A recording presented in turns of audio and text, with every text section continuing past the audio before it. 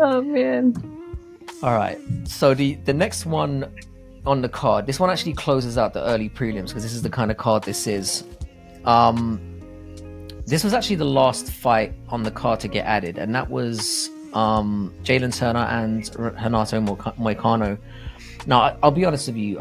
Before I get into this, I thought that fight in particular being added to the card was a little bit of overkill.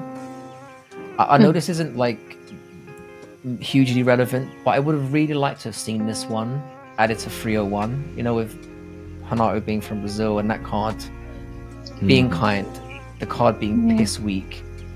I think it was Mikey that mentioned that, you know, it was the missing household names factor. I think it would have really been good having Turner and Moicano on there. It could have made a good feature fight, but, you know.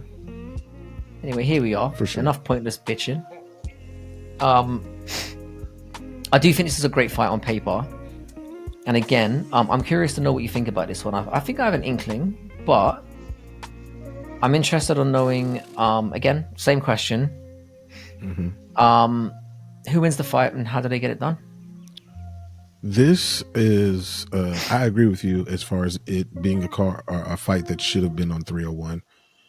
They are in desperate need of relevant and noteworthy fights. And this would have definitely been right in that wheelhouse. Moicano being hugely popular now. Now that he's money Moicano, I think he would have brought a lot of eyeballs to it. But I think that this particular fight is Jalen's fight to lose. If he does what he's supposed to do, uses the takedown defense that he has like really, really focused on in his training camps, and just uses his striking. He has beautiful striking. He's the tallest, I believe the tallest lightweight on the roster. Like, use all of your physical abilities and you should walk out of here with a win. I think the only worry that he should have going into this fight is who he's going to call out after he wins. That's what he should be thinking about. So I think that he wins this fight, and I think that he catches him with something nasty, probably a knee. That he catches him with a knee and knocks him out. Pretty, yeah. Sounds grim. What do you reckon, CJ? Yeah, I mean, Moicano's got, 6 submissions? Ugh, that's tough. I want to see more of Moicano, but I don't really like him. I'm going to go Jalen. I think he needs to go in there, take his head off pretty quickly. Or else he's just going to get taken down. He's never been submitted, has he? No, he has not. No, he has not. He's so long. No, he loses a lot of decisions, Turner. Yeah, I see that. That's why he has a problem. That's why I said he needs to take his head off and do it quick. Get out of there. But who do you think he calls out? He's number 9, right? I think he's I'm more interested in that. That's what I'm interested in. That high. As well. Number 9. Wow. I didn't realize he was that high. For a guy that's 14-7, that's wild. I could be wrong. I thought he was number 9. Shit. I'm gonna go to UFC rankings. No, he's 10. He's 10. He's 10. I didn't think he was even that high. Yeah. I really didn't. That surprises me. Moicano. Oh, Moicano's 13. Right. Yeah, Moicano, because Moicano took some time out, and he was in featherweight for a while. Yeah. He's only been in lightweight kind of relatively recently. I think he's only had 3 or 4 fights at lightweight, maybe not even that many. What's Fazim doing? When does is he still hurt? Because he hurt his knee. He's still rehabbing. He'll be back.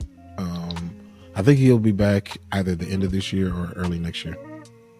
If it's the end of this year, he's got some long time on the shelf. Yeah, he tore his knee. If it's the end of this year, yeah, his injury was severe. Yeah, I'm gonna echo some of the stuff that you said though. I think Turner is fucking massive for lightweight. Like, he's 6'3", which is same height as John Jones, if you want to put that into perspective. I don't know what voodoo this man does to make the lightweight limit, because he's not a skinny 6'3". He's like very broad-shouldered. He's quite thick. I don't know how he does it. Like, it's incredible. And the thing is, he doesn't really... I know he struggles to make weight sometimes, but he doesn't really miss.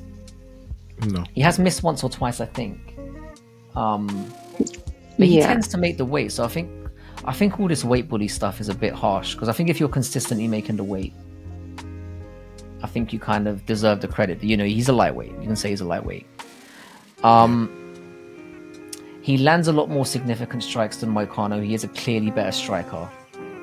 But he does absorb almost a strike a minute more, so he does get hit more, which was like a kind of a little bit of a concern for me. But he does put on a very high pace, so I think that has a lot to do with it. Jalen's very weird, because he's one of those guys that he's special because of the range that he's got. He can kind of land coming forward, but somehow manage to stay at a safe distance, if that makes sense. So he can move forward and strike, but still be quite hard to get at, which makes him really, really, really dangerous. And you mentioned the takedown defense. His takedown defense is exceptional. And that's where I feel the fight's going to be won or lost for Moicano, because obviously he should not strike with Turner. That would be an absolutely terrible idea. And again, Turner sprawls really good. But the issue for me is that when Turner does get taken down, sometimes against the better grapplers, he does struggle to get up. He had a really hard time with Gamrot. When Gamrot got him down, a lot of that fight was wasted, and he got drained a lot fighting those off. This is going to sound crazy. I think I'm going to ride with Moicano.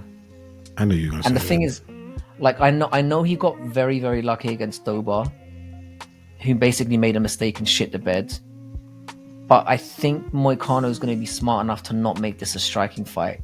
And I think that when Turner gets drawn into grappling exchanges, he gasses really horribly. And he looks bad in the back end of fights, which is why he loses so many decisions. I wouldn't be surprised if I would not be surprised in the slightest if Jalen absolutely chinned him out. Like, I wouldn't. And I kind of admit that this is more of a heart pick than a head pick. But I just feel like Renato's... I think he's going to find a way to navigate a very tricky first round.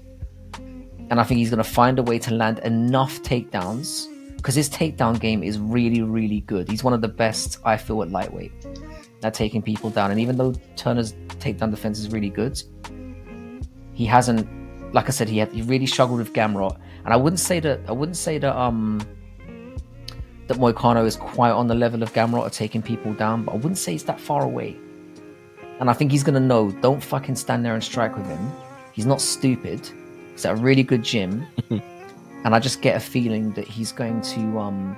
Because it's like what CJ said.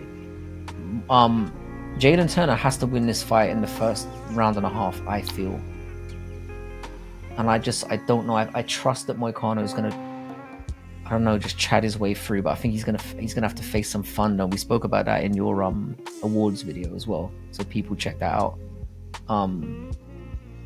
I just have a feeling that Moicano is going to get it done. But this is the one that I'm the least confident about on this card, because I feel like I said, I feel like it's a heart pick.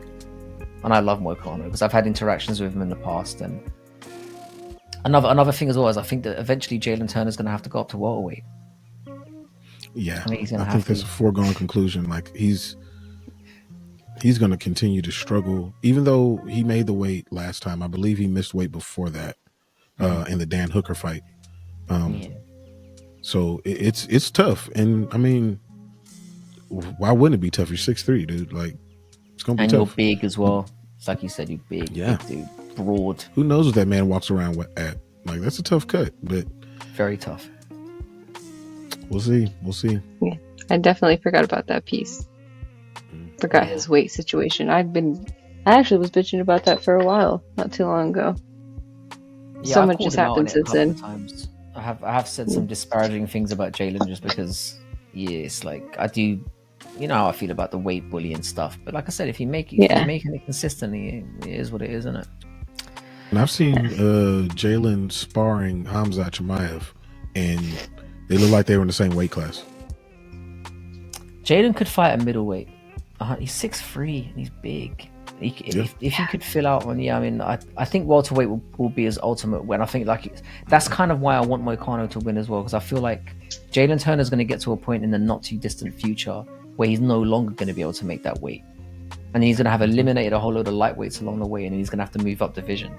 So it's just maybe that's part of it as well. I think the conventional pick is that Turner's going to chin him. I get that. This is definitely taking a chance here.